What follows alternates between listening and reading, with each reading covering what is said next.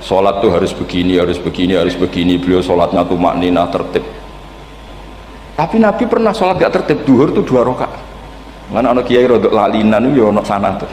Duhur itu 2 rakaat. Tapi barokahnya Nabi duhur 2 rakaat diketahui cara sholat kalau salah itu gimana. Umpama Nabi sholatnya bener terus, itu akan kesulitan kita solusinya ketika ngalamin apa? Kesalahan. Makanya Nabi ngendikan ma kuntu ansa walakin unas sali as-sunnah. Aku mestinya ratau lali, tapi didesain lali biar bisa jadi sunnah. Wonten tiyang salate suwi maca surat Baqarah. Wonten tiyang badhe njupuk wedhuse lah cara Indonesia. Bareng kesuwen piyambake mufaraqah.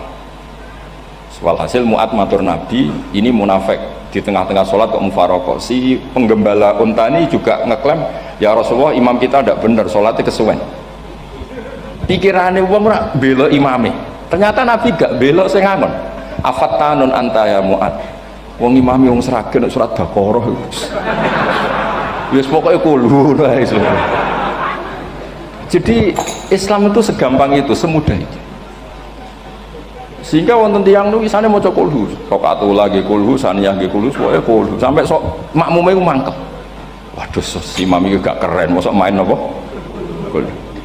Dilaporno, ya Rasulullah ini imam yang kau tugaskan di kampung kami niku amen maca kulhu mau. Ditimbali be Nabi, kenapa kamu baca kulhu terus? Li annaha sifatullah, karena itu sifatnya Allah. Maka saya senang mengulang-ulang sifatnya. Terus kata Nabi, saya barusan dikasih wahyu Allah bahwa Allah mencintai kamu karena kamu mencintai surat kulhu. Nah ini jasa yang seragen ini ku apa? Nanti mau tiba moto idza samsu kuwirat bulet nang tengah. Jajal ampun tak tes sak niki. Kiai paling pinter teng seragen kan moto idza samsu kuwirat di depan umum. Mungkin nak dhewean roh tapi nang ngarepe Habib doa ngarepe Gus Wafi meriang nak muntir. Wah, nonton niku kula ndek kanca niku imame level desa, bareng imami teng kecamatan salat Id. Mersiapno surat Tabarakalladzi biyadil mulk. Suwengi diapalo lah anyang ambeke hafid. Niku nyatane yo malah klirune fatal, malah lali ra maca Fatihah. Saking semangate ben ketok imam keren maca surat napa? Tabar. Dadi yo ribet. Terus kula suwun seneng Nabi niku kados senenge para ulama. Niku nak nyipati Nabi niku gampang. Kula niki beto kitab Saraibun Burdah kalian Saraibun Barjanji. Niku kalau ngelem Nabi niku sederhana sebenarnya. Tapi itu yang mengena. Bisa ulang lagi niku sing mengena. Misalnya dawe Imam sing aran Risalah Qusyariyah. Tegene Bukhari ini cerita Bukhari. Nanti semua Nabi ketika di akhirat tuh nafsi. Jadi roh prahara kiamat itu pun gak dinyali mau meni nafsi. Nabi ini jak kober ngendikan umat. Ketika semua nabi ku pelo wis ra iso muji pangeran, Nabi Muhammad di depan Allah tesih saged muji.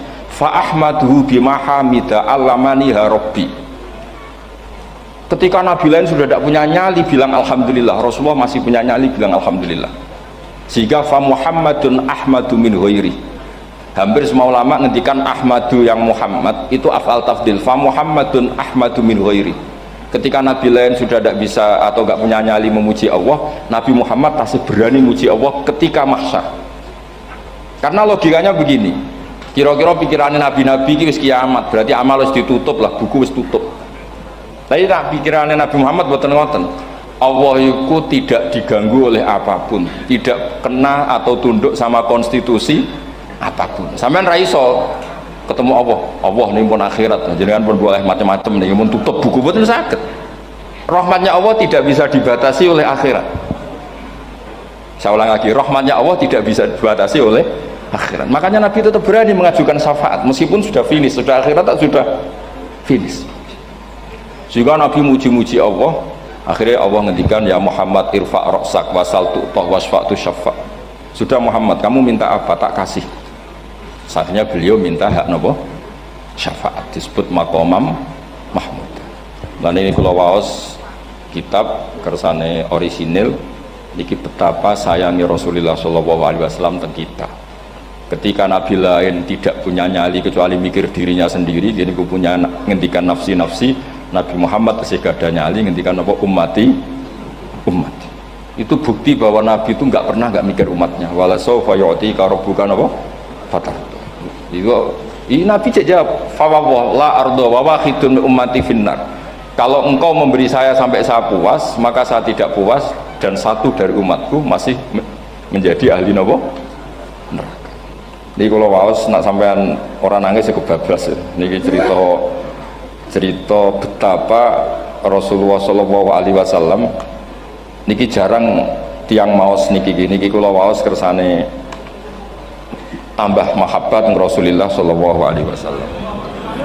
Dados niki kula cerita ketika Rasulullah ketemu pangeran teng Sidratil Muntaha niku diredaksekno burdah nggih diredaksekno burdah fakhusta kulla fakharin ghaira mustarakin. Engkau mendapat kehormatan yang tidak tersaingi. Fakhusta kulla fakharin ghaira mustarakin. Jadi engkau mendapat kehormatan yang tidak akan tersaingi. Wajusta kulla maqamin ghaira mustahami. Atau wakhusta kulla maqamin ghaira mustahami. Dan engkau mendapat satu derajat yang enggak mungkin tersaingi. Mustaham itu enggak tersaingi lah. Walhasil ternyata derajat itu apa? Gini ku ketika Rasulullah ketemu Allah Ta'ala teng Sidratil Muntaha niku Sayyidah Aisyah radhiyallahu anha tangklet, ya Rasulullah malladzi auha ilaika rabbuk ifqal fa auha ila abdihi ma auha. Qala ya Aisyah aturidina anta alami ma la ya'lamuhu Jibril wala Mikail wala nabiyyun mursalun wala malakun muqarrabun. Nggih Aisyah, bagaimana mungkin kamu tanya sesuatu yang bahkan Jibril itu tidak tahu, Mikael itu tidak tahu, dan semua malaikat yang dekat maupun Nabi yang jadi Rasul semuanya tidak tahu hubungan saya, kedekatan saya dengan Allah membicarakan apa. Niku sing dimaksud burdah kaima tafuza biwaslin ayya mustatarin wonten sing maca ayyi mustatarin anil uyuni wasirrin ayya muktatamin. Jadi Nabi ketika ketemu Allah di Sidratil Muntaha itu ada misteri yang hanya Nabi yang tahu. Nabi ini ibu-ibu harus bangga, Sayyidah Aisyah jenenge bojo wanita tanglet. Ambek Nabi itu sing ngeles. Itu rahasia yang Jibril saja tidak tahu, Mikail saja tidak tahu, masa kamu tanya? Niki khase wong putri ini. Ya Aisyah, as'aluka bi Abi Bakrin ila ma a'lam tani. Gimana cara Jawa tak kada nomor tuamu nak gak gelem cerita. Terus kunane kuno niku nggih wong wedok niku saged ngancam. Jadi kamane wis ngancam. Aku lapor bapakku, aku digo mulai sama nanti bojo kapan. Rada ribet jenengan ngadepi wong wedok niku rada ribet. Terus faqala akhirnya Nabi cerita, tapi ya tentu tidak semuanya diceritakan. Inni lama kuntu qaba qausaini qultu Allahumma innaka adzabta al umam ba'duhum bil hijar wa ba'duhum bil masih. Oh ya, ini halaman 63 62 tentang kitab Hasyiatul Bajuri alal Burdah. Ya, kitab Hasyiatul Bajuri alal Burdah. Ya Allah, engkau menyiksa umat-umat sebelum umat saya, sebagian bil hijar wa ba'dhum bil masih wa ba'dhum bil khosfi. Fama anta fa'ilun bi ummati. Lalu yang akan kau lakukan untuk umatku itu apa? Reputasi jenengan sama orang-orang yang durhaka itu selalu menyiksa. Ada yang pakai batu, yang dilikuifaksi, ada yang pakai ini. Mosok umatnya kekasih jenengan podo ngoten. Jadi Nabi ku pun nego lah, nego supaya gak sama. Faqala unzilu alaihimur rahmah min ananis sama wa ubaddilu sayiatihim hasanat. Ndak, saya ndak seperti itu dengan umatmu. Waman sa'alani a'taituhu waman tawakkala saterusé. Terus wa fid dunya asturu alal usad wa fil akhirah usyaffi'u kafihim.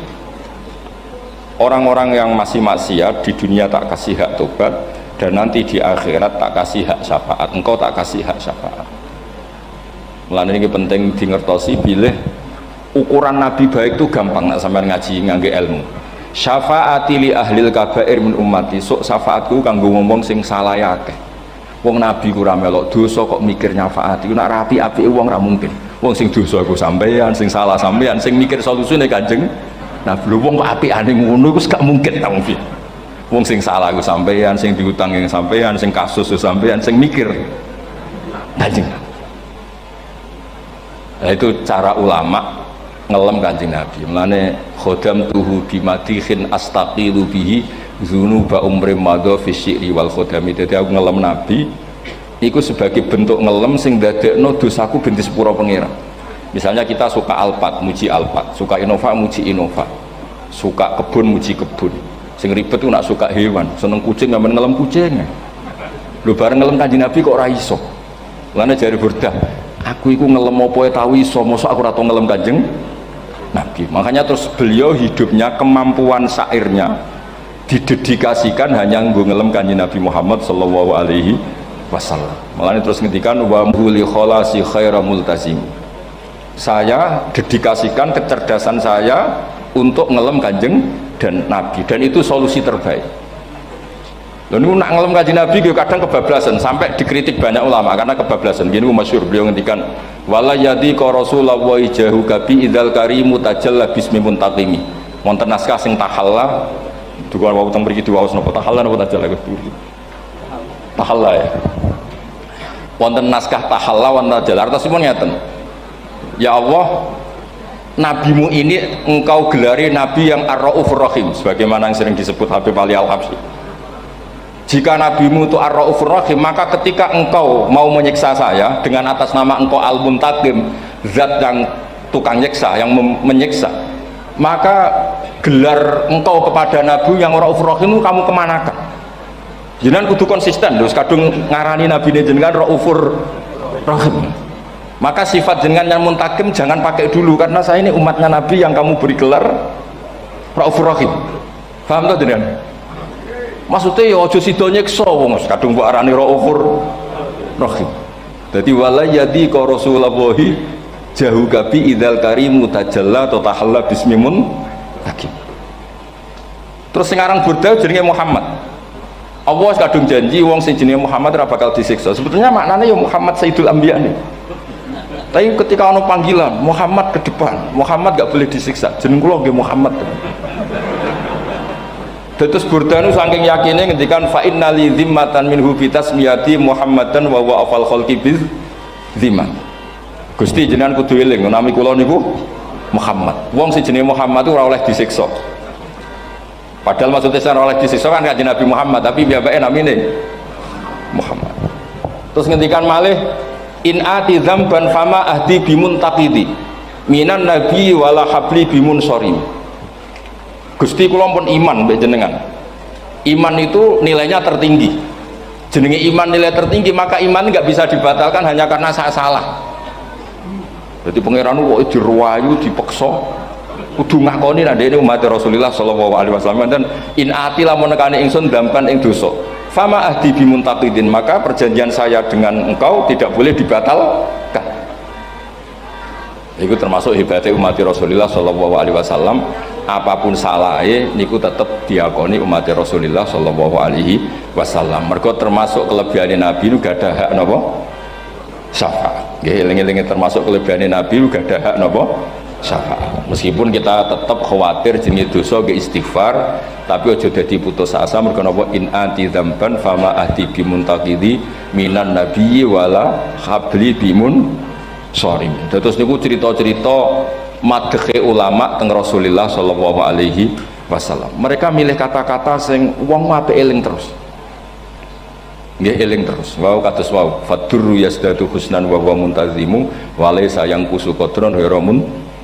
Jadi dulu tuh pernah ada faham-faham sing cara zahiri hadis iku abai nabi itu seperti ini cara zahiri hadis. Tapi ahli sunnah wal jamaah terus dipendapat bapak nabi iku min ahlil jannah. Mergo apa? Wa kaifala wa sayyidul akramu sallallahu alaihi wasallam wasitatul muntaqo. Nabi itu orang suci, pasti lewat rahim-rahim yang suci. Minal aslabit thahira ilal arhamiz zakiyatil fakhirah. Itu logika yang dibangun, sehingga terus mantep baru kayak wau mau sedibak mau berjanji kiakan wong Islam an nabi min abihi wa ila jaddi sampai Adam niku kabeh tarokus sifaha falam yusibhum aruhu min adami wa ila abihi wa ummi. Begitu juga masalah iman. Soal misalnya ada pertanyaan ilmiah, lalu Ibrahim gimana karena nanya Azar itu kafir. Zaman ada Nur Rasulullah sallallahu alaihi wasallam Azar belum kafir. Setelah intikal ke Ibrahim baru Azar kafir. Atau ada yang menjawab istilah abun di situ itu majas. Sebetulnya Azar bukan bapak kandung tapi apa? Paman. Selalu ada jawaban ilmiah dari ulama-ulama ahli sunnah wal jamaah. Tapi kalau pesen teng jenengan sementing niku mau berjanji napa boten ada 1-2 bait yang jenengan tahu maknanya, sehingga nanti kualitas mahabbah kita, kualitas kecintaan kita pada Rasulullah Shallallahu Alaihi Wasallam niku tambah. Misalnya ngeten, kula kan nekuni tafsir ya, ada ayat rubama yawaddul ladzina kafaru law kanu muslimin niku hampir semua mufassir konsensus sepakat jengben nak wong Islam mlebu neraka niku sampean kudu donga nak mlebu neraka muga-muga jejer wong kafir sing kecangkeman niku dinyek. Jarene iman nekani mau oleh jutene neraka padha wae aku. Apa meneh misale sampean hafal Quran jejer wong sing hafal jare kapit kok ora mlebu napa neraka. Kudu ana sing ngenyek. Mergo Allah nu tersinggung sak wis ana wong sing napa ngenyek. Akhirnya Allah tersinggung. Niku sing diceritakno tiba. Wa izzati wa jalali la ja'altu man akhlasa li bisyahadati kaman kadzdzaba bi adkhiluhumul jannata bi rahmati. Ora iso wong dekne tauhid apapun salahe wong dekne ndek tauhid ora ngarah dadi ahli neraka selawase kaya wong kafir. La ja'altu ora bakal gawe sapa ingsun man akhlasa li bisyahadah orang yang tauhidnya benar kaman kadzdzaba bi sebagaimana orang yang tidak bertauhid sama saya adkhiluhumul jannata bi rahmati. Padahal Allah dilapuri malaikat, malaikatnya kira diprovokatif. Malaikatnya lapure wajadnahum asrafu ala anfusihim wajadna amalahum minadz-dzunubi ka'amsalil jibal. Jare pangeran wis timbang sepundi Gusti, wanane salah tok. Reputasine salah tok. Ghairu annahum yasyaduna alla ilaha illallah wa anna muhammadar. Niku jawabe pangeran wa izzati wa jalali la ja'altu man akhlasoli kaman kadzdzaba bi adkhiluhumul jannata bi rahmati. Nah, lafat-lafat seperti ini kita akan punya harapan ketika ndelok umat sing carane iman tesih blepotan, carane sholat cek blepotan, carane zakat cek blepotan. Kita selalu punya harapan barokahnya iman, barokahnya mahabbah ning Rasulullah Shallallahu Alaihi Wasallam, mereka tambah hari tambah baik. Jangan beragama yang tidak punya harapan, karena agama ini bagi yang punya harapan. Dimangka yarjuwa wal yaumal akhir, bukan yang tidak punya harapan. Kanjeng Nabi sekaruan Nabi orang terbaik dilarani wong Taif, disiksa wong Mekah. Niku malaikat usul kula siksane ya Rasulullah karena mereka menghina kekasih Allah. Mereka ada iman. Nabi masih punya harapan. Mungkin mereka ada iman. Tapi asawah ayyukhrija bal arju ayyukhrijawah min aslabihim may ya'budu wa la yusyriku bihi syai'an. Bapak orang iman, aku cek di harapan anak putune iman. Dan sedekah Rasulullah sallallahu alaihi wasallam. Saniki kata bapak era poso, anaknya melok TPQ, barang poso juk gendong, akhirnya bapak izin melok poso. Bapaknya mau Quran ratau, bapaknya nekani wisuda anaknya hafid. Mulanya bapaknya serah kena dibentuk, ya harap-harap nopo anaknya. Nah anaknya kena dibentuk, ya harap-harap putune. Nganti Imam Mahdi turun, ngoten mawon. Pokoke agama niki limangka nayarjuha wal yaumal akhir. Terus kula suwun napa madzhab Abdul Hasan Asyadzali nggih pancen madzhab niku kathah, tapi kula suwun agama teng zaman akhir dawuh Mbah Mun kudu kathah rojae. Nggih mergi walladzina amanu asyaddu hubbal lillah. Dawuh Imam Ghazali ar-roja yuqaddam alal khauf. Mergo roja dadekno mahabbah. Orang yang punya harapan itu lebih mudah mahabbah. Dan hubungan kita dengan Allah itu hubungan mahabbah. Ini ku walladzina amanu asyaddu hubbal sama roh anak yang wakal kok hubungannya putus asa mesti masuk no. Tapi nak hubungannya soalnya saya nakal soben gak, soalnya saya goblok soben gak. Senajan to soben tak terbukti lah. Sementing hidup itu ada harapan. Guys, sementing hidup itu apa? Ada harapan. Kata ulama ngendikan afdhalul ibadah intidharul farad. Apa-apa ibadah selalu punya apa? Harapan. Terus Indonesia seperti ini kita berharap akan lebih baik, akan lebih baik. Wong cilik kula niku sing jilbaban mau keluarga ketok. Sakniki kathah tiyang napa? Jilbaban. Cilik kula tiyang salat kuwi masjid nggih mboten serame sekarang. Sampeyan ra iso grutu, tapi salat tok tapi atine ngene-ngene. Wah yo ribet nak ngoten sampeyan nyoal ideal nggih ribet. Pira-pira gelem napa? Pira-pira purun napa? Salat purun teng masjid. Sampeyan ndak usah memaksa ideal, wong kita ndak pernah napa? Ideal. Terus kula suwun cerita-cerita teng tiba teng berjanji bahwa Nabi sahibus syafa'ah. Nabi nu tiyang sing peduline napa ummati. Jadi ketika Nabi lain mboten gadah nyali ngadepi hisab, Mungkin iku do muni nafsi Nabi tesih gadah nyali mikir umatnya ngendikan mati. Carane apa? Muji pangeran bima hamida allamani ha rabbi. Lane dawuh iki teng ulama-ulama dawuh fa Muhammadun ahmadu min ghairi.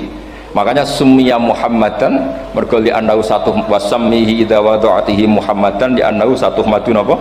Ubah wa summiya Ahmad li annahu ahmadu min ghairi.